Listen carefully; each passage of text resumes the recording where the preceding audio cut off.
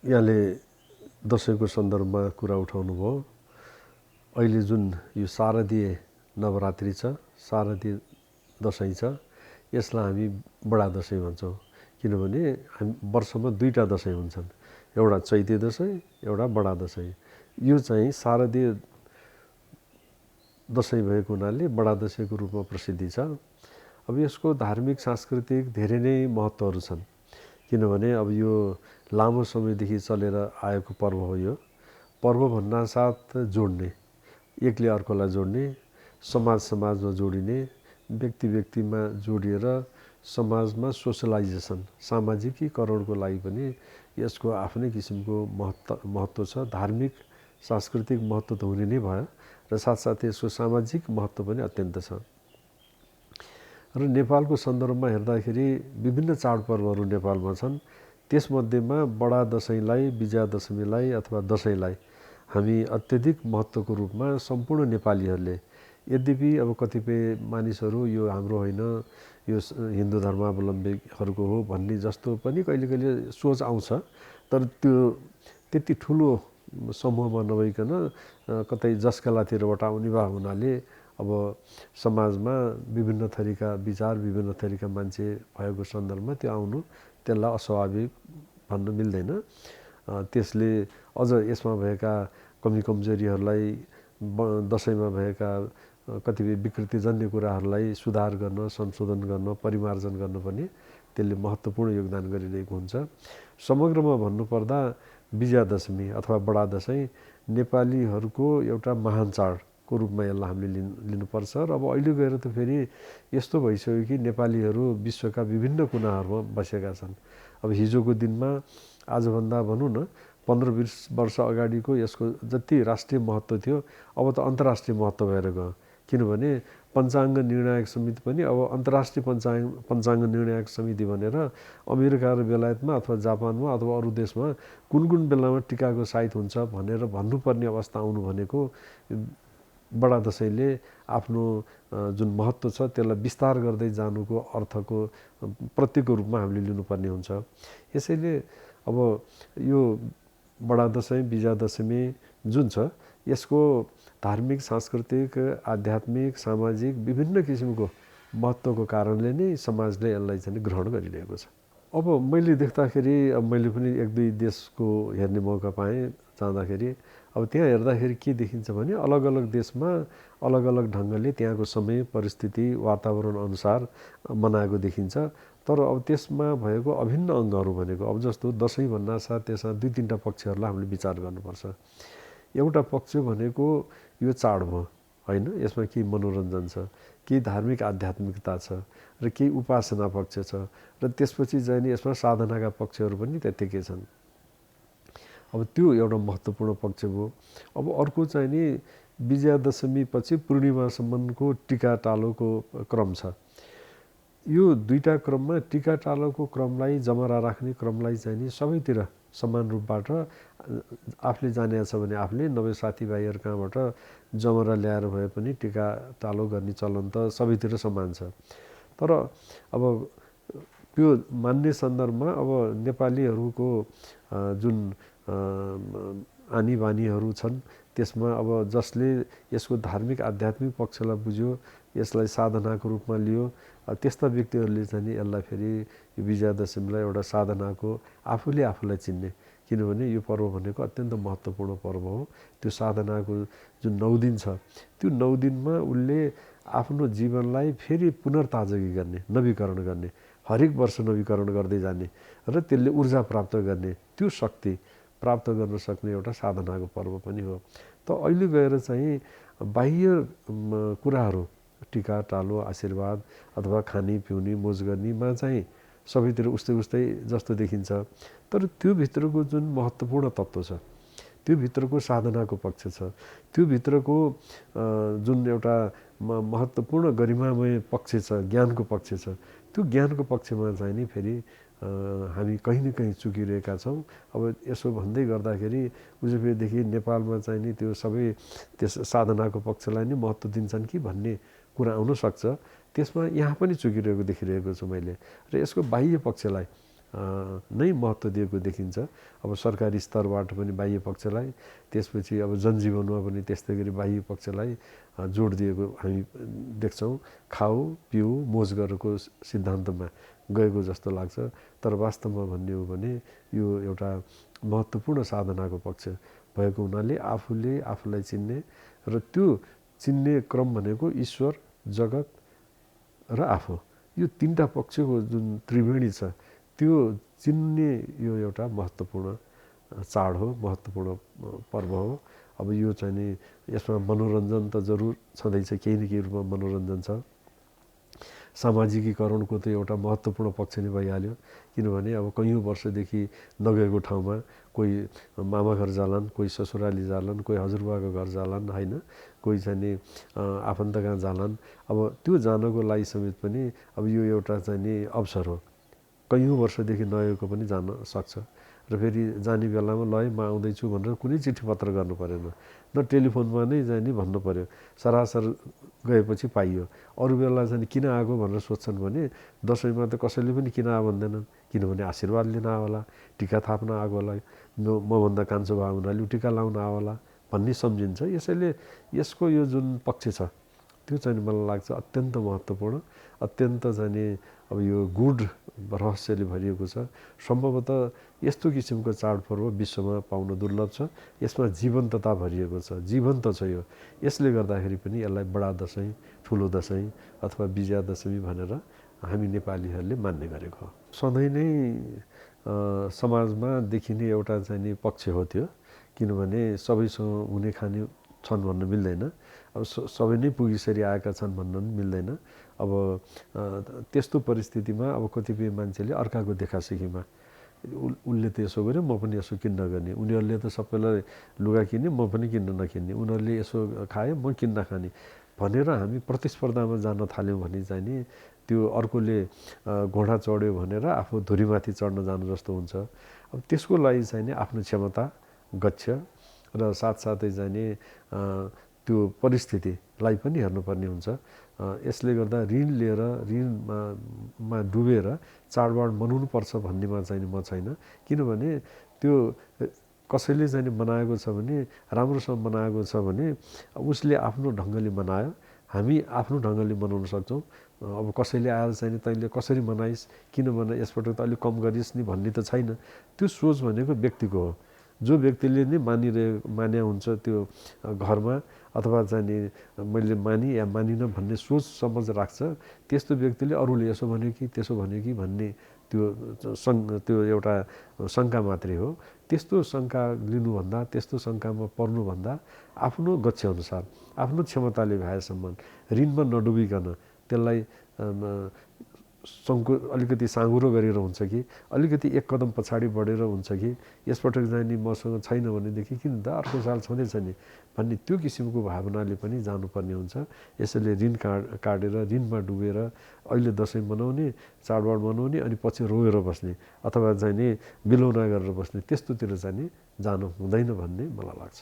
America र हाम्रो नेपालको बिचमै पनि 12-13 घन्टाको फरक छ, स्टेटै पिछे फरक छ, होइन। त्यस्तै अब कहीँ चाहिँ अब जति हामी पूर्वतिर गयौँ त्यहाँ थोरै घन्टा फरक हुन्छ। अब जस्तो यहाँबाट चाहिँ हामी हङकङ गयौँ, त्यस्तै गरी जापान गयौँ भने थोरै घन्टा छ। तर अब जति टाढा गयौँ युरोपतिर जाँदाखेरि धेरै घन्टा फरक हुन्छ। त्यो धेरै घन्टाको फरकले गर्दाखेरि पनि अब त्यो सायद फरक भएको हो। त्यसले गर्दाखेरि अब त्यसमा त हामीले समयलाई, विश्वको समयलाई नै विचार गर्नुपर्ने हुन्छ। दसैँलाई अब नेपालीहरूको सबभन्दा व्यापक र व्यापक रूपमा समेटिएको यो पर्व भएको हुनाले यसलाई विभिन्न रूपमा मान्छेहरूले मनाइरहेका पाइन्छन्, होइन। एक थरीले यहाँले भनेको जस्तै सेतो टिका, अब जस्तो हाम्रो पूर्वतिर गयौँ भने राई लिम्बूहरूमा सेतो टिका लागेको देखिन्छ। अब त्यो सेतो टिकाको उहाँहरूको अर्थ गराइ चाहिँ त्यो रातोमा अलिकति चाहिँ नि नेगेटिभिटीको सङ्केत छ। त्यसले चाहिँ नि कसैको काटमार, कसैको चाहिँ केही भन्ने भावनाले त्यो किन लाउने, त्योभन्दा त बरु चाहिँ सेतो नै लाउने भनेर उहाँहरू सेतोलाई जोड दिनुहुन्छ। अनि त्यो टिका पनि फेरि चाहिँ नि ठ्याक्क निधारमा टक्क लगाउनुभन्दा निधारभरि नै चाहिँ नि लगाउने चलन उतातिर छ। अब फेरि अर्कोतिर रातो टिका, रातो भनेको चाहिँ शुभको सङ्केत, रातो भनेको चाहिँ नि अलिकति साध्वीताको सङ्केत, रातो भनेको वीरताको सङ्केत, रातो भनेको फेरि चाहिँ नि माङ्गलिकको सङ्केत भनेर रातो टिका लाउने चलन छ एकातिर। त्यस्तै अब जमरा भनेको चाहिँ नि हाम्रो शास्त्रहरूमा के भनेको छ भने अन्नम ब्रह्म भनेको छ, अन्न नै ब्रह्म हो। त्यसैले त्यो अन्न मध्येको पनि सबभन्दा प्रमुख जौ। अब जौ हाम्रो कुनै पनि पर्व पूजाहरूमा जौ बिना त चल्दैन। यसैले त्यो जौलाई त्यत्रो महत्त्व दिएको छ। अब त्यो महत्त्व दिएको हुनाले जौको प्रसाद ग्रहण गर्ने, अब 9 दिनसम्म चाहिँ नि पूजाआजा देवी दुर्गा भवानीको पूजाआजा गर्दा, पूर्ण कलशको पूजाआजा गर्दा जमरा पनि स्थापना गरेर पूजा गरिन्छ। 9 दिनसम्म छोपेर राखिने हुनाले त्यो जौलाई उमारिन्छ र त्यसपछि त्यही जौलाई नै प्रसादको रूपमा ग्रहण गरिन्छ। अब यव संस्कृतमा यव भन्छन् त्यसलाई। अब त्यो यव भनेको चाहिँ नि प्राचीन अन्न मध्येको एउटा हो र फेरि पवित्रम मध्येको एउटा हो, किनभने हाम्रो कुनै पनि पूजाआजामा चाहिन्छ। यसैले त्यो पूजाआजामा यो दसैँमा पनि चाहिँ नि जमरालाई नै स्थान दिएको छ। यद्यपि अब कतिपय जात जातिहरूमा चाहिँ नि त्यो जौको ठाउँमा मकै पनि राख्ने, अरू अन्न पनि राख्ने चलन छ, तर अधिकांशले चाहिँ नि जौलाई नै प्राथमिकता दिएका हुन्छन्। अब त्यो जौको चाहिँ नि अब अहिले वैज्ञानिकहरूले त्यसलाई चाहिँ नि अनेक रूपबाट अध्ययन अनुसन्धान गर्दै जाँदा जौमा जुन त्यसको चाहिँ नि गुण छ, स्वास्थ्यलाई पनि चाहिँ नि राम्रो गर्ने। अब जस्तो चाहिँ अहिले भनौँ न बिरामीलाई के खानिदिने भन्यो भने ओट भन्छन्। अब ओट भने त्यही जौबाट बनेको। अब हामीले चाहिँ नि खालि टाउकोमा प्रसादको स्वरूपमा मात्रै लाएर बस्यौँ, अरूहरूले त्यसको चाहिँ नि महत्त्व, त्यसको चाहिँ नि गुणलाई चाहिँ नि जानेर त्यसलाई विविध रूपमा प्रयोग गरेर त्यसबाट अब आर्थिक उपलब्धि पनि गरिरहेका छन्। तर हामीलाई हाम्रा पुर्खाहरूले, हाम्रा पूर्वजहरूले, हाम्रो परम्पराले उहिलेदेखि नै ल है जमराको महत्त्व छ भन्ने कुरा त सिकाइसकेको रहेछ।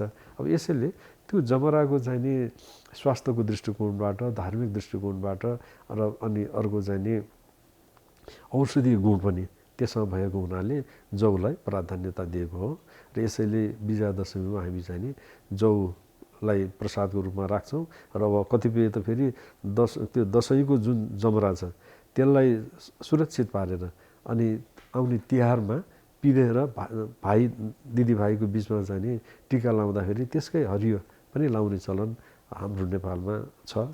यसैले चाहिँ नि जौको अत्यधिक महत्त्वकै कारणले त्यसो भएको हो। बलि भनेको वास्तवमा बलि मात्रै शब्दको प्रयोग गऱ्यौँ भने त्यहाँ पशु आउँदैन। बलि भनेको चाहिँ नि त उपहार हो, होइन? उपहार, भगवान्लाई उपहार दिने, त्यस अर्थमा बलिको चलन छ।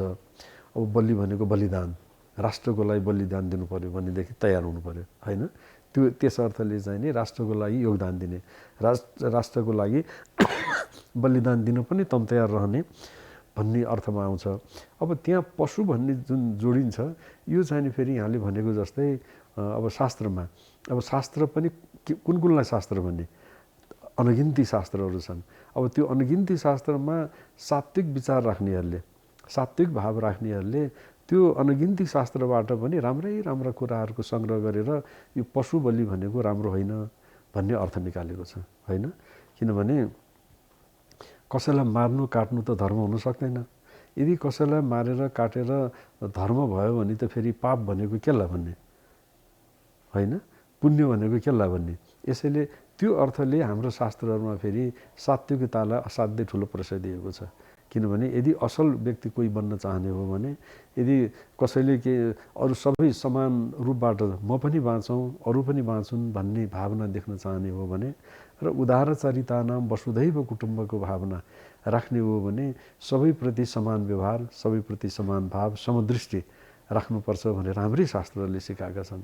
तर समाजमा फेरि एक थरी यस्तो मान्छे हुन्छन् कि राजसी सोच भएका, होइन? खाउँ पिउँ मोज गरौँ, त्यस्तै चाहिँ नि त्योलाई मारेर मेरो चाहिँ नि शक्तिलाई बढाउँछु भन्ने खालका सोच भएका पनि मान्छे हुन्छन्।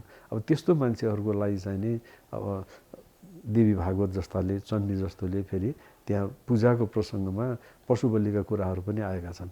तर अब अहिले हामी 21औं शताब्दीमा छौँ। 21औं शताब्दीमा आइपुग्दाखेरि चाहिँ नि देवी देवताको नाममा काटमार गर्नुलाई चाहिँ नि त्यति उपयुक्त भनेर भन्न मिल्दैन।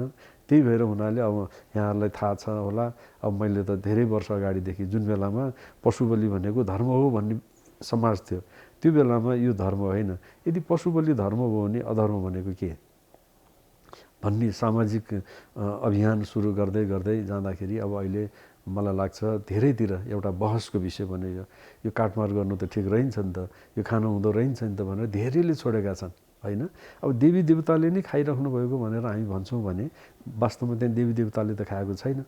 यदि देवी देवताले खाइदिएको भएदेखि त त्यो दक्षिणकालीमा कसैले बोका लिएर गएको छ अथवा राँगो लिएर गएको छ, कुखुरा लिएर गएको छ, उहाँले खाइदिएको भएदेखि त अर्को पटकदेखि कसैले पनि चढाउँदैन थियो होला। गएको साल ल्याएर स्वात्तै खाइदिनु भयो, के चढाउनु भन्ने पर्थ्यो होला। वास्तवमा त्यो भगवानको बाहनामा मान्छेले आफूले खानलाई गरेको एउटा तौर तरिका मात्रै हो त्यो। अब जसले चाहिँ नि खाँदैन उसले दिनु हुँदैन। अब जस्तो म जन्मजात माछा मासु खान्न, शाकाहारी छु म कहिले पनि अरूलाई चाहिँ नि त्यो काटमार गरेर चाहिँ धर्म हुन्छ, काटमार गरेर चाहिँ उन्नति हुन्छ भन्ने पक्षमा म छैन।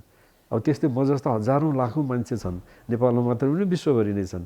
अब एक थरी मान्छेहरूको चाहिँ नि अब द्वैत चरित्र, म बलि चाहिँ नि गर्दिनँ तर म खान्छु भन्ने खालका छन्। त्यो चाहिँ त्यो फेरि मिलेन। किनभने आफूले जे काम गर्दाखेरि आफ्नो आत्माले शान्ति पाउँदैन, आनन्द पाउँदैन, त्यस्तो काम अरूलाई गर्नुहुन्छ भनेर भन्नु त त्यो ठिक भएन। अब आफू चाहिँ खाइराख्ने अनि गर्नु यो देवी देवताले दिनुहुन्न भन्ने त त्यो ठिक भएन। अब फेरि एक थरी अर्को छन्, म चाहिँ खान्न तर खानु त्यो काट्नुहुन्छ भनेर भन्छु भन्ने पनि छन्, फेरि त्यो पनि ठिक भएन। यसले गर्दाखेरि सबभन्दा ठुलो कुरा त आफूले आफूलाई सोध्ने हो। यदि मेरो बच्चा बच्ची अथवा मेरो चाहिँ नि केटाकेटीहरूलाई कसैले लिएर काटेर खान्छ भने म के भन्थेँ होला। त्यस्तै अर्काको छोराछोरी हामीले खाइरहेका छौँ होइन, त्यो मान्छे खाने मान्छेहरूले। त्यो ठिक हो कि होइन भनेर आफूले आफूलाई सोध्ने वास्तवमा भन्ने हो भने। यसले गर्दाखेरि अब हाम्रो शास्त्रले पनि त्यसैले भएर परिसङ्ख्या विधि भन्छ। यसलाई बढाउनुतिर कतै नलाग्नु है, यसलाई घटाउँदै घटाउँदै जानुपर्छ भनेर परिसङ्ख्या विधि। अब जस्तो भनौँ न, परिसङ्ख्या विधि भनेको एकादशी व्रत। कमसेकम एकादशीको बेलामा, पूर्णिमाको बेलामा अथवा चाहिँ साउन महिनामा नखाइदियो भने भोलि उसले गएर छोड्छ कि भनेर त्यस्तो किसिमका व्रतहरू पनि हामी कहाँ छन्। त्यसलाई परिसङ्ख्या भन्छन्। त्यसलाई घटाउनेतिर जानुपर्छ। शास्त्रहरूले पनि यसलाई बढाउने होइन घटाउनेतिर भनेर मनुस्मृतिले पनि भनेको छ। यसले हामी के देख्छौँ भने अर्कालाई मार्नु, काट्नु, खानु यो कुनै पनि हालतमा उपयुक्त होइन। फेरि हामी देवी भागवतका उपासक, हामी भन्छौँ या देवी सर्वभूतेषु मातृरूपेण संस्थिता नमस्तस्यै नमस्तस्यै नमस्तस्यै नमो नमो भनेर चाहिँ उहाँलाई आराधना पनि गर्छौँ। के भन्छौँ भने माता हजुर त सारा संसारको, सारा प्राणी मात्रको आमा हुनुहुन्छ भन्छौँ। अनि उनी आमाको अघिल्तिर लिएर त्यो सानो अबोध पशु पन्छीलाई लिएर काटिदिने, मारिदिने गर्नु कहाँसम्म बुद्धिमानी हुन्छ, कहाँसम्म उपयुक्त हुन्छ, त्यो अरूले भन्नुभन्दा पनि आफैले आफैलाई सोध्यो भने त्यसको जवाफ आउँछ जस्तो मलाई लाग्छ। केही हदसम्म होइन, म त भन्छु धेरै कम भएको छ। अब जस्तो यहाँलाई कतिको थाहा छ कुनै पहिला पहिला यो अभियान सुरु भन्दा अगाडि सडकमा अष्टमीमा नवमीमा यो सडकमा निक्लिन सकिँदैन थियो काठमाडौँको खास गरी। त्यस्तै गरी अब गाउँघरमा पनि हो। बाटो बाटोमा काटेको मारेको त्यो चाहिँ नि मोटर अघिल्तिर उभ्याएको छ, त्यहाँ के अरे त्यो कुखुरालाई बलि दिएको छ, हाँसलाई दिएको छ। अब सक्नेले फेरि बोकालाई काटिरहेका छन्। सडक रक्ताम्य हुन्थ्यो। अब आज हेरौँ, आज चाहिँ नि हेरौँ सडकमा त्यो अवस्था छैन, नरिवल चढाउन थालेका छन्। अब त्यस्तै गरी भद्रकालीको मन्दिरदेखि लिएर गुहेश्वरी दक्षिणकालीतिर हेरौँ, त्यहाँ पनि अब कुनै बेला नरिवल भने के हो भन्ने जमाना थियो। अब अहिले सबैतिर नरिवलको चाहिँ नि चलन आयो। अब यसले गर्दाखेरि मलाई चाहिँ के लाग्छ भने अब निर्मूल पार्नको लागि चाहिँ त दुवैतिरबाट लाग्नुपर्छ। एउटा चाहिँ सरकारी पक्षबाट पनि लाग्नु पर्यो, लाग्नु पर्यो हो। अब राज्य संयन्त्रले चाहिँ अब के गर्छ, अब जस्तो भनौँ नेपालमा नेपालीहरूको लागि गर्नुपर्ने धेरै काम छ।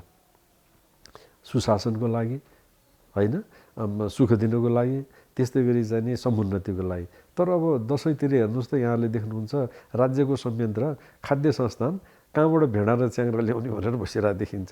अब यो यस्तो काम पनि गर्नुहुन्छ राज्यले। यसैले पहिलो त राज्यले पनि प्रोत्साहन दिनु पर्यो। त्यसपछि अब दोस्रोमा चाहिँ नि जनताहरूले पनि त्यही अनुसारको चाहिँ नि विचार धारणा राख्दै जान्छन्। अब जस्तो अहिले राज्यले कसैले मासुको दोकान खोल्छु भन्यो भने उसलाई 5 लाख रुपियाँ चाहिँ नि सजिलैसँग पाउन सक्छ। अब त्यही अर्कोले चाहिँ म तरकारीको अथवा फलफुलको राख्छु भन्यो भने उसलाई पाउन गाह्रो छ। यसैले अब यहाँ त राज्यले प्रोत्साहन दिइरहेछ। अब किन प्रोत्साहन दिएको थाहा छैन। अब संसारमा जति पनि महामारीहरू छन्, अब अस्ति भर्खर गयो कोभिडदेखि लिएर जति पनि महामारी, सार्स भनौँ, स्वाइन फ्लू भनौँ, एभियन इन्फ्लुएन्जा भनौँ, होइन, अनेक थरी चाहिँ म्याड काउ डिजिज भनौँ, जति पनि ठुला ठुला रोग आएका छन् माछा मासुकै कारणले आएका छन्। अब अहिले संसारमा जति पनि रोगको चाहिँ कारण हो त्यो माछा मासुकै खानपानको कारणले हो। थाहा छ, सबैलाई थाहा छ। तर त्यसलाई चाहिँ नि अब ट्याक्स आउँछ, त्यसबाट चाहिँ केही आउँछ भनेर चाहिँ नि राज्यले चाहिँ प्रोत्साहन दिइरहेको देखिन्छ। अब यो कुनै पनि हालतमा उपयुक्त होइन। अब हामी त के भन्छौँ भने राज्यले अब जस्तो चाहिँ नि सिंहदरबारभित्र काटमार गरिदिनु भएन, राष्ट्रपतिको भवनभित्र काटमार गरिदिनु भएन, प्रधानमन्त्रीको भवनभित्र काटमार गरिदिनु भएन, कुनै पनि सार्वजनिक भोजभतेरहरूमा, सरकारी भोजभतेरहरूमा माछा मासुको परिकार नगरिदिउँ। अब कुरा हामी शान्तिको गर्छौँ, यस्तो गर्नुपर्छ उस्तो गर्नुपर्छ भन्छौँ, त्यो शान्तिको कुरा सकिएको एकछिन पछि गएर खान जान्छौँ माछा मासु, जाँड रक्छ, होइन। यसैले यस्ता किसिमको यो द्वैत चरित्रबाट चाहिँ नि शान्ति आउँदैन। साँच्चै नै शान्ति ल्याउने हो, साँच्चै नै जनतालाई सुख शैल दिनु हो भने यस्ता कुराहरू हेर्दाखेरि सानो लाग्छ, तर यसभित्र अनेक मनोविज्ञानदेखि लिएर अनेक कुराहरू लुकेका हुन्छन्। यसलाई पनि विचार गर्नुपर्छ भन्ने मलाई लाग्छ। अब उहाँहरूको द्वैत चरित्र कसरी देखिन्छ भने अब बुद्धले परम्परादेखि चलिआएको धर्ममा, संस्कृतिमा जुन किसिमको एउटा बलि प्रधान देखेर नै यो ठिक भएन भनेर उहाँ लाग्नुभयो। अब लाग्दाखेरि चाहिँ नि उहाँले यो सबभन्दा पहिला नै 5 पञ्चशीलको सिद्धान्त छ। त्यो पञ्चशीलको सिद्धान्तमा 1 नम्बरमै चाहिँ नि हिंसा गर्नुहुन्न भन्नुभएको छ, दोस्रो नम्बरमा चोरी गर्नुहुन्न, होइन। राम्रो कुरा हो त्यो। अब हिंसा भनेको मन, वचन, कर्म, मनसा वाचा कर्मणा, तिनटै कुराको हिंसा गर्नुहुन्न भनेर उहाँले त्यस्तो राम्रो उपदेश दिनुभयो। तर अब उहाँहरूको चाहिँ नि शिष्य प्रशिष्यहरू, थोरै मात्रै शिष्य प्रशिष्यहरू अहिले अहिंसक छन्। अब हुँदा चाहिँ बौद्ध धर्ममा अहिंसावादी बौद्ध समाज भनेर गठन गरेको देख्छु म नेपालमा। आफ्नो लागि भनेर कसैले काटेको छैन र बजारमा पाइन्छ भने त्यो ल्याएर खानुहुन्छ भन्ने उहाँहरूको भावना छ। भनेको त उहाँहरूले नखाइदिने हो भने त्यो पसलै खुल्दैन थियो, उहाँहरूकै कारणले खुलिया छ। तर उहाँहरू भन्नुहुन्छ हामीले काट भने होइन, राखेर छ, यो त चाहिँ तरकारी खा जस्तै त हो नि भन्ने छ विश्वभरि नै। तर अब मलाई लाग्छ गौतम बुद्धले त्यो भनेको थिएन, पञ्चशीलको सिद्धान्तभित्र पर्दैन, त्यो अष्टाङ्ग मार्गभित्र पर्दैन। चार आर्य सत्य जस्ता चाहिँ आर्य सत्य, आर्य भनेको महान सत्य बताउने गौतम बुद्धले त्यसरी त्यस्तोलाई प्रोत्साहन दिएको चाहिँ नि हो भन्ने मलाई लाग्दैन। यसैले जसरी सनातन हिन्दू धर्मावलम्बीहरूमा अलमल छ, त्यस्तै गरी बौद्ध अब मा पनि चाहिँ नि म अलमल देख्छु। मात्र जैनहरूमा चाहिँ यस्तो अलमल देखिँदैन, किनभने उनीहरू एकदम निरामिष छन्, होइन। अब अहिले त फेरि चाहिँ नि सनातनमा हिन्दू धर्म अन्तर्गत पनि विभिन्न सम्प्रदायहरू जन्मिदिएका छन्, जसले यो काटमार भनेको गलत हो भन्ने कुरालाई चाहिँ नि आफ्ना शिष्य प्रशिष्यहरूमा उहाँहरू चाहिँ नि त्यसलाई लागू गर्यो भने, त्यसमा अमल गर्यो भने, त्यसको अनुयायी बन्यो भनेदेखि जीवन सुध्रिन्छ भनेर अब जस्तो भनौँ पुराना परम्परादेखि आइरहेका श्री वैष्णवहरू, होइन, वैष्णव सम्प्रदायहरू, कृष्ण प्रणामीहरू, त्यस्तै गरी चाहिँ नि यता ओम शान्तिहरू, त्यस्तै गरी अब अहिलेका जति पनि साधु सन्त महात्माहरू अहिले समाजमा देखिराख्नु भएको छ, कसैले पनि यो काटमारलाई प्रोत्साहन दिएको मैले देखेको छैन। चाहे स्वामी रामदेवजी हुन्, चाहे चाहिँ नि यता अहिले चलेको रविशङ्करजी हुन्, कोही पनि, त्यस्तै गरी सद्गुरु हुनुहुन्छ जो अहिले चाहिँ नि अलिकति विशेष रूपबाट परिचित हुनुहुन्छ, त्यस्ता पनि कुनै पनि साधु सन्त महात्माहरूले यो काटमारलाई चाहिँ प्रोत्साहन दिएको देखिँदैन। हुनु पनि अब हाम्रो वैदिक संस्कृतिमा पनि के हो भनेदेखि ईश्वर कहाँ बस्छ त भन्दाखेरि ईश्वर भनेको त प्राणी मात्रमा बस्छ। प्राणी भन्नासाथ सानो भूषणादेखि लिएर ब्रह्मासम्म त्यो हुन्छ। यसैले त्यस्तो बसेको जहाँ छ ऊ त मै जस्तो हो नि, त्यसैले मलाई चाहिँ काट्दाखेरि दुख्छ भने उसलाई पनि दुख्छ, मलाई कसैले नमिठो बोल्दाखेरि मेरो चित्त दुख्छ भने उसलाई पनि दुख्छ। यसैले यस्तो गर्नुहुन्न भन्ने किसिमको चाहिँ नि सिद्धान्त हाम्रो शास्त्रले दिइरहेको छ, सिकाइरहेको छ। कसैका चाहिँ फाप्दैन भन्ने चलन छ, होइन। अब कुनै वखतमा कुनै दुर्घटना भयो अथवा घटना भयो, त्यसले गर्दा चाहिँ नि अब हामी कहाँ फाप्दैन भन्ने चलन पनि छ। अब कतिले जमरा राख्दैनन्, किन त भन्दा हो त्यसैले चाहिँ नि हामी कहाँ फाप्दैन भन्छन्। त्यस्तै अब नेवार समुदायमा चाहिँ नि त्यो कालो टिका लाउने चलन छ होइन। अब विभिन्न किसिमको हाम्रो संस्कृति छ। अब त्यसमा चाहिँ नि व्यक्ति विशेषमा घर घरमै पनि फरक हुनसक्छ। अब जस्तो भनौँ न अहिले नै दुर्घटना भयो, अब कतिजना मान्छे चाहिँ नि काठमाडौँमा दसैँको लागि भनेर आएको थियो होलान्, कतिजना बाहिर गएको थियो होलान्। दसैँमा यस्तो भयो हुनाले भइगयो, अब हामी अर्को पटकदेखि नमनाउने भन्ने पनि त सक्छन् नि, मान्छेको इच्छाको कुरा हो। त्यसले गर्दाखेरि अब यस्तो व्यक्ति व्यक्ति पछि त फरक फरक धारणा हुनसक्छ। तर समग्रमा भन्दाखेरि चाहिँ नि अब बडा दसैँको अत्यधिक महत्त्व छ। त्यसको महानतालाई बुझेर, त्यसभित्र रहेको चाहिँ नि गुढ रहस्यलाई बुझेर आफूले आफूलाई जान्न, सिक्न र ज्ञान गर्न, म अहिले यो संसारमा किन आएको थिएँ, मेरो लक्ष्य के होला, मेरो धर्म के होला, मैले चाहिँ नि आखिरमा यो 84 योनिपछि बल्ल बल्ल मनुष्य जीवन पाएको छु। यो मनुष्य जीवन पाउँदाखेरि चाहिँ नि मैले गर्ने काम के हो, मैले खालि मेरै लागि मात्रै, मेरै परिवारको लागि मात्रै गर्ने हो कि समाजको लागि पनि गर्ने हो कि राष्ट्रको लागि पनि गर्ने हो अथवा विश्वकै मानव समुदायको लागि गर्ने हो भन्ने त्यो महान लक्ष्य राखेर हामीले सोच्ने हो भनेदेखि यी सानातिना यी पशुबलिका कुरा, यी कुराहरू चाहिँ नि गौण भन्दै उसले चाहिँ नि यो त मैले राम्रो काम गरेको होइन रहेछ भनेर छोड्ने त्यो विचार, त्यो भावना आफसे आफ चाहिँ नि आउँदै जान थाल्छ। यसले गर्दाखेरि यसभित्र रहेको महानता, बडा दसैँभित्रको, विजया दशमीभित्रको त्यो विजया दशमी भनेको त्यो खसी बोकालाई विजय गर्नको लागि त होइन नि त, होइन। कुनै जमानामा त यो त विजया दशमी भनेको अब अहिले एउटा राज्यले अर्को राज्यमाथि लडाइँ झगडा गर्ने चलन गयो।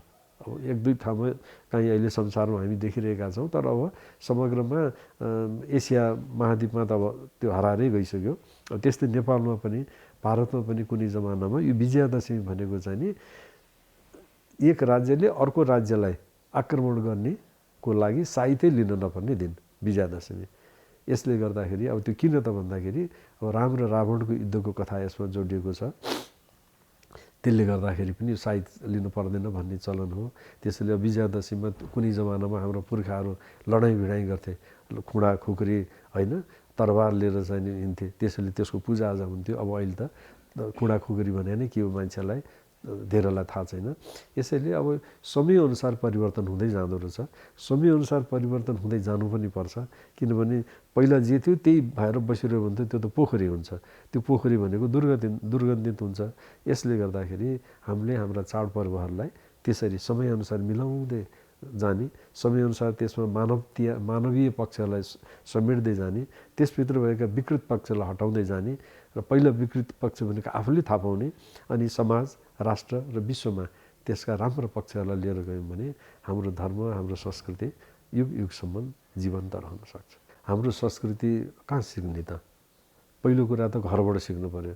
त्यो घरबाट सिक्ने भने पनि आमा बुवा, हजुरआमा, हजुरबुवाहरू हुन्। अब उनीहरूलाई नै त्यसबारेमा थाहा छैन भने सिक्ने कुरो भएन। अब हिजो हजुरबुवाहरूबाट हामीले सिक्न पाएनौँ भन्ने हुन्छ। अब त्यसको लागि त चाहिँ नि हाम्रो पाठ्यपुस्तकहरूमै पनि त्योसँग सम्बन्धित विषयहरू राखिदिने होइन।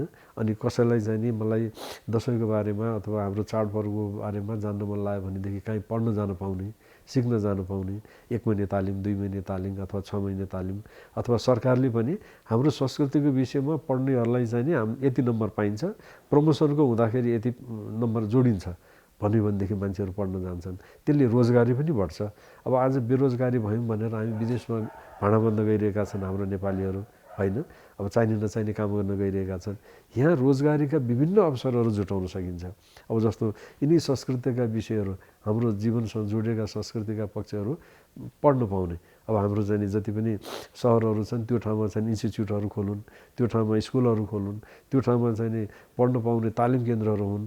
त्यसमा चाहिँ जमरा कसरी उमार्ने भन्ने शिक्षा होस् होइन। अब अहिले केटाकेटीहरूलाई सोध्यो भने जमरा भने कसरी उमारिन्छ भने कसैलाई पनि थाहा छैन।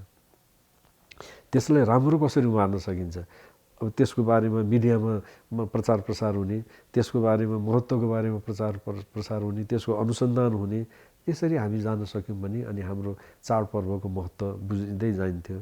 अब अहिले त्यो छैन। त्यो नभएको हुनाले अब मान्छेहरूमा चाहिँ अलमल पनि छ, अनि मान्छेहरूमा चाहिँ जति बुझ्नुपर्ने त्यो नबुझेको अवस्था पनि छ।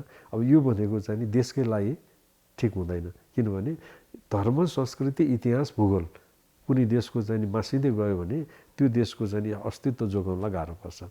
यो कुरालाई चाहिँ नि अब राज्य शासनमा रहनेहरूले र साथसाथै अब देशको लागि केही नेतृत्व गर्छु भनेर हिँड्नेहरूले पनि बुझिदिनुपर्छ। अब हामी कहाँ त्यो चाहिँ सधैँ के भयो भने सधैँ आलोचना गरेर बस्यौँ, त्यसभित्रको विकृतिलाई सुधार गर्नतिर हामी लाएनौँ। यो नराम्रो यो नराम्रो यो नराम्रो भन्यौँ, त्यो नराम्रो कुरालाई हटाएर राम्रो कुरा बढाउनेतिर चाहिँ हाम्रो राज्य व्यवस्था कहिले पनि लागेन। त्यसको लागि चाहिँ लाग्नुपर्छ भन्ने मलाई लाग्छ। अब म विभिन्न किसिमको कामहरूमा छु। अब मैले अघि नै भने नि यो मनुष्य जीवन भनेको त अत्यन्त महत्त्वपूर्ण हो। अब मेरो आफ्नो विषय त पढ्ने पढाउने हो। अब अहिले अवकाश प्राप्त छ। अब यो बेलामा के गर्ने त? यो हातखुट्टा चलुन्जेलसम्म त केही न केही राम्रो काम गर्नुपर्छ भनेर समाजसेवाको क्षेत्रमा अब जस्तो मठ मन्दिरको संरक्षण सम्वर्धन यहाँले देखिरहनु भएको छ होला, 32 पुतलीको राम मन्दिर, त्यस्तै अर्घाखाँचीको परशुरामेश्वर मन्दिरको अब कुन अवस्था थियो त्यो बेलामा। अब अहिले यहाँले देख्नुभयो भने एउटा पर्यटकीय क्षेत्र बनेको छ होइन। अब 32 पुतलीको राम मन्दिर नेपालको सफा सुग्घर मन्दिरमध्येको एउटा बनाउन सफल भयो 32 वर्षको प्रयासपछि। त्यस्तै गरिकन पशुपन्छीहरूको कल्याणको लागि पशुपन्छीप्रति निर्दयता रोकाट समाज जुन बेलामा नेपालमा संस्थागत रूपबाट पशुपन्छीको लागि कुनै संस्था नै थिएन, त्यो बेलामा 48 सालमा हामीले स्थापना गऱ्यौँ। अब अहिले कमसेकम यो दुखी कुकुर, गाई, बस्तु, बिराला, बाँदरहरूको सेवा गरेर बसिरहेको छ होइन। त्यस्तै गरी मानव सेवाको लागि सडकमा मान्छे यत्तिकै अल्पत्र छन्, उनीहरूलाई के गर्ने त भन्दाखेरि सर्वोत्कृष्ट जीवन शाश्वत चिन्तन भन्ने एउटा संस्था, साँचो जीवन निर्माण अभियान भन्ने स्थापना गरेर त्यसकै माध्यमबाट त्यसकै अन्तर्गतमा यहाँले सुनिरहनु भएको होला मानव सेवा आश्रम। मानव सेवा आश्रमको स्रष्टा द्रष्टा जे भनौँ त्यो भनेर चाहिँ नि त्यसको प्रमुख संरक्षक भएर अहिले देशभर करिब 26 ठाउँमा आश्रम स्थापना भएको छ। त्यस्तै गरिकन 16 जिल्ला कभर गर्छ त्यसले। आफ्नै 12वटा जति ठाउँमा घरहरू बनिसकेको छ।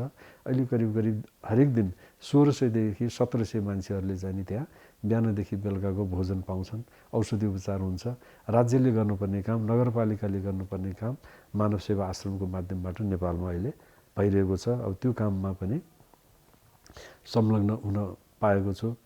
लगायत अब पुस्तक पुस्तिकाहरू अब अहिले भनौँ न गुठीको विषयमा नेपालमा गुठीको बारेमा गुठीको यत्रो महत्त्व छ, तर गुठीको बारेमा अध्ययन अनुसन्धान मैले अघि नै भने सरकारको ध्यान पुगिरहेको छैन। सरकारले सधैँ नै गुठी भनेको जग्गा जग्गा जग्गा भनेर सम्झिरहेको थियो। अब मैले भने यो गुठी जग्गा मात्रै होइन है, यो त सम्पदा हो। किनभने यसभित्र मठ मन्दिरको संरक्षण सम्वर्धन गर्ने क्षमता छ र हाम्रा पुर्खाहरूले राज्यलाई कुनै पनि दुःख नदिने गरिकन उनीहरूले राखेको चाहिँ नि जिउने भनेको जग्गा जमिन, त्यसको आम्दानीबाट मठ मन्दिर पनि चल्ने, त्यहाँका पुजारी र रैरकमीदेखि लिएर सबैलाई काम गरे बापतमा केही पाउने पनि गरेर रोजगारीको सिर्जना र अर्को चाहिँ नि फेरि अनेकतामा एकता। एउटा मन्दिरमा राखेको गुठीमा त्यहाँ विभिन्न जात जातिका मान्छेहरू संलग्न हुन्छन् र उनीहरूको उद्देश्य के हुन्छ भने यो मन्दिरको काम राम्रो गर्ने, यहाँको जात्रा मात्रा राम्रो गर्ने, यसलाई चाहिँ भव्यसँग चाहिँ सुरक्षित गरेर राख्ने भन्ने जुन त्यो एउटा भावना र धारणा छ त्योलाई एकदम पक्का बनाउनुको लागि त्यसलाई एउटा सुदृढ बनाउनुको लागि जुन एउटा व्यवस्था गर्दै अब त्यो गुठी भन्ने अब त्यो भनेको एउटा सामाजिक पुँजी हो नेपालको लागि। अब त्यो सामाजिक पुँजी विश्वकै लागि अनौठो छ। विश्व अब हुन त बेलायत अमेरिकामा कतिपय विश्वविद्यालयहरू 12औं-13औं शताब्दीपछि इन्डाउमेन्ट सिस्टमबाट हाम्रै गुठी जस्तै चलनबाट चलेका छन्, तर हामी कहाँ त 5औं-6औं शताब्दीदेखि नै गुठीको एउटा चाहिँ प्रौढ रूप पाइन्छ। त्योभन्दा अगाडिदेखि कहिलेदेखि चल्या होला थाहा छैन हामीलाई, तर 5औं शताब्दीमा आइपुग्दाखेरि त त्यो त एउटा प्रौढ रूपमा चाँगु नारायणको चाहिँ नि मानदेव प्रथमको 522 को विक्रम सम्वत 522 को अभिलेखमा पाइन्छ। यसैले गुठी भनेको चाहिँ नि हाम्रो जनजीवनमा भिजेको एउटा चाहिँ नि अत्यन्त सुदृढ र कुनै कुरालाई बलियो बनाउनु पर्यो, कुनै कुरालाई दिगो गराएर चाहिँ नि चलाउनु पर्यो भने गुठी राख्ने भन्ने जुन एउटा भावना धारणा छ त्यसकै माध्यमबाट चलिरहेको हो। तर अब सरकारले त्यसलाई बुझ्न सकेन। सम्पदा हो मुख्यतः, त्यो सम्पदाको जिउनेको लागि राखेको चाहिँ जग्गा हो। यसैले त्यो जग्गा भनेर हामीले मास्त्यौँ भने हाम्रो सम्पदा मूर्त अमूर्त सम्पदा खतम हुन्छ। त्यसैले मूर्त अमूर्त सम्पदालाई जोगाउने हो भनेदेखि गुठीलाई जोगाउनुपर्छ। गुठीलाई चाहिँ नि अब हिजो मासिसकेको गुठीलाई पनि कसरी जोगाउने, अब बाँकी भएको गुठीलाई पनि कसरी जोगाउने, त्यसरी चाहिँ हामी जान सक्यौँ भनेदेखि अब त्यसको उपाय छन्, नभएको होइन, प्रशस्त छन्। तर अब सरकार आउनु पर्यो, ल हामीलाई सिकाइदेऊ भन्न आउनु पर्यो। त्यसपछि चाहिँ नि त्यससँग सम्बन्धित व्यक्तिहरू बसेर चाहिँ नि ल यो गऱ्यौँ भने गुठी जोगिन्छ भन्न सकिन्छ। तर अब हामी कहाँ सरकार भनेको कस्तो छ भने सरकारको कान छ सुन्दैन, आँखा छ देख्दैन, मुख छ बोल्दैन। अनि त्यो एउटा चाहिँ नि के भन्ने अब त्यो के पनि नबोल्ने सरकारसँग चाहिँ नि के आशा गर्ने, त्यस्तो पनि कहिले कहिले देखिरहेको छ। यो त अबेला भइसक्यो, धेरै अगाडि गर्नु पर्थ्यो। किनभने विक्रम सम्वत 1910 को श्रीमान सुरेन्द्र विक्रम शाह अथवा प्रधानमन्त्री जङ्गबहादुर भएको वखतमा मुलुकी ऐन बन्यो। त्यो मुलुकी ऐनमै चाहिँ नि गुठीको परिभाषा छ। त्यहाँ के परिभाषा छ भने गुठी भनेको देवताको लागि छोडेको सम्पत्ति, त्यो निजी हुँदैन, त्यो सार्वजनिक हुन्छ, त्यो गुठी हुन्छ, देवस्व हुन्छ। त्यो देवस्वलाई मास्नु पाइँदैन भनेर उहिले भनिदिया छ। भनेको चाहिँ नि निजी गुठी पनि देवस्व हो। तर अब त्यो 1910 ले भनेको कानुनलाई चाहिँ नि मान्ने कोही पनि भएन। 2021 सालमा गुठी संस्थान जन्मियो, राजगुठीको लागि जन्मियो, छुट गुठी निज गुठीको लागि के पनि भएन। अनि निजी गुठीहरू चाहिँ नि पनि देवस्व है भनेर भन्दै पनि त्यसलाई मास्न थाल्यो। कहिले जग्गा सट्टापट्टाको नाउँमा, यहाँको अमूल्य जग्गा छ काठमाडौँको, त्यसलाई सट्टापट्टा दियो कहाँको त भन्दा नाङ्लेभिरको बाँदर नाच्ने जग्गा होइन। असनको राम्रो जग्गा चाहिँ गुठीको छ, त्यसलाई चाहिँ करोडौँ रुपियाँमा बेच्यो। अनि 2-4 लाखको चाहिँ कहाँ किन्यो त भन्दा 5 कालको भिरमा। अब यसरी चाहिँ नि खतम पारियो। अब त्यो चाहिँ नि 41 सालमा गुठी ऐनमा संशोधन भएर त्यो रैतानी भन्ने जुन आयो नि, अब रैतानी भन्ने आएको थियो गुठी अधीनस्थ जग्गाको लागि मात्रै। तर यहाँ के भइदियो भने गुठी संस्थानले त गर्छ भने हामी किन नगर्ने भनेर प्रतिस्पर्धा चल्यो। अब त्यो प्रतिस्पर्धामा जाँदाखेरि चाहिँ विभिन्न कार्यकारी आदेशहरूबाट कहिले मन्त्रीले आदेश गरिदिने, कहिले चाहिँ नि महानिर्देशकले आदेश गरिदिने, गर्दा गर्दै चाहिँ नि हाम्रा गुठीका जग्गा जमिनहरू निजी गुठीका, छुट गुठीका, अब राजगुठीका पनि ती समाप्तिको बाटोतिर चाहिँ नि गइरहेका छन्। तिनीहरूलाई जोगाएनौँ भने हाम्रो मठ मन्दिरहरूलाई जोगाउन सकिँदैन, हाम्रो संस्कृतिलाई जोगाउन सकिँदैन, हाम्रो देशलाई पनि वास्तवमा भन्यो भने गाह्रो हुन्छ।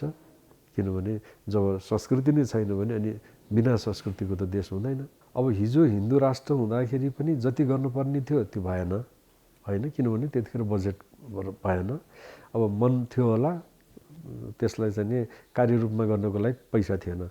अब अहिले चाहिँ नि जेन तेन प्रकारेण ऋण गरेर हुन्छ कि विप्रेसनहरू आएर हुन्छ कि छ, बजेट छ, तर मन छैन। अनि फेरि संविधानमा धर्मनिरपेक्ष भनेर राखिदिएको छ। अब धर्मनिरपेक्ष भनेको धेरैले के बुझेका छन् भने धर्मको लागि हामीले काम गर्नुहुन्न भन्ने बुझे। अब सरकारको चाहिँ नि कुरा सुन्दाखेरि धर्मनिरपेक्ष भनेको समानताको व्यवहार गर्न खोज्या भनेर एकातिर भन्छ। अब अफिसमा गएर चाहिँ नि कुनै मठ मन्दिरको लागि लाउन, मेरो मठ मन्दिर त भत्किन लाग्यो, बिग्रिन लाग्यो, यसलाई केही सहयोग गर्नु पर्यो भन्यो भने उनीहरू के भन्छन् भने अब धर्मनिरपेक्ष छौँ, हामीले गर्न मिल्छ र भन्ने जस्तो छ। तर उनीहरू त मलाई लाग्छ गल्तीमा छन्। हाम्रो आधार धर्म संस्कृति भनेको त नेपालको आधार हो। त्यो नेपालको आधारलाई नै चाहिँ मास्नको लागि त संविधानले भने होइन। यसैले त्यो धर्मनिरपेक्ष भन्ने शब्दले पनि मान्छेमा अल्मल्याएको छ। अब त्यसले गर्दाखेरि चाहिँ नि अल्मलिरहेछन्। उनीहरू चाहिँ नि प्रत्यक्ष रूपबाट, सिधा रूपबाट, सजिलो रूपबाट सहयोग गर्न चाहिँ तयार छैनन्। अब कुनै चाहिँ सम्बन्धको कारणले, कुनै कारणले चाहिँ कसैले पाएदेखि बाहेक, नभएदेखि चाहिँ मठ मन्दिरहरूको संरक्षण सम्वर्धन गर्नलाई असाध्य गाह्रो भइरहेको छ। अब मलाई त के लाग्छ भने यदि हामीले समयमै यसमा विचार गरेनौँ भने हाम्रा मठ मन्दिरहरू चाहिँ नि त्यो व्यवहारिस बन्ने अवस्था चाहिँ झन्झन बढ्दै गइरहेको छ। अब अहिले भन्नलाई त हामी स्थानीय सरकार भन्छौँ, प्रदेश सरकार भन्छौँ, सङ्घीय सरकार भन्छौँ। अब त्यो स्थानीय सरकार, प्रदेश सरकार र सङ्घ सरकारलाई पनि स्तरको आधारमा होइन, स्थानीय महत्त्वको मठ मन्दिरहरू छ भने स्थानीय सरकारलाई हेर्नलाई बजेट सजेट दिउँ, त्यसबाट चाहिँ नि समितिहरू बनाएर चलुन्, त्यसले पनि त संरक्षण सम्वर्धन गर्न सकिन्छ। त्यस्तै प्रदेशमा गर्न सकिन्छ, सङ्घमा गर्न सकिन्छ। अन्तर्राष्ट्रिय महत्त्वको, राष्ट्रिय महत्त्वको मठ मन्दिरहरू अब जस्तो पशुपतिनाथ, लुम्बिनी जस्तालाई चाहिँ सङ्घ सरकारले हेर्ने र त्यसको लागि पनि चाहिँ अब छ, पशुपति क्षेत्र विकास कोष छ, लुम्बिनी विकास कोष छ। तर अब त्यहाँ भएको ऐनहरू कस्तो छ भने काम गर्न खोज्दा काम गर्न सकिने किसिमको छैन। त्यसलाई पनि सुधार गर्नुपर्छ, संशोधन गर्नुपर्छ, परिमार्जन गर्नुपर्छ। त्यो समयअनुसार संशोधन परिमार्जन गर्दै गएर चाहिँ साँच्चै नै केही काम सरकारको तर्फबाट अब सहयोग गरिदिने हो। अब हुन त बजेट केही न केही विकास निर्माणको लागि सरकारले दिइरहेको छ, तर त्यसमा पनि चाहिँ नि सबै जनताहरूको पनि त्यत्तिकै सहभागिता रहने, सरकारको पनि रहने र त्यसपछि चाहिँ नि त्यहाँ दान दक्षिणा गर्नलाई पनि मान्छेहरूलाई अब ट्याक्स दिएको दक्षिणा के अरे कुनै मठ मन्दिरहरूको लागि चाहिँ सहयोग गरेको छ 5 लाख 10 लाख कुनै व्यक्तिले गर्यो भने त्यस्तोमा पैसा नलाग्ने, ट्याक्स नलाग्ने गरिदियो भनेदेखि त मान्छेले दिन थाल्छन्।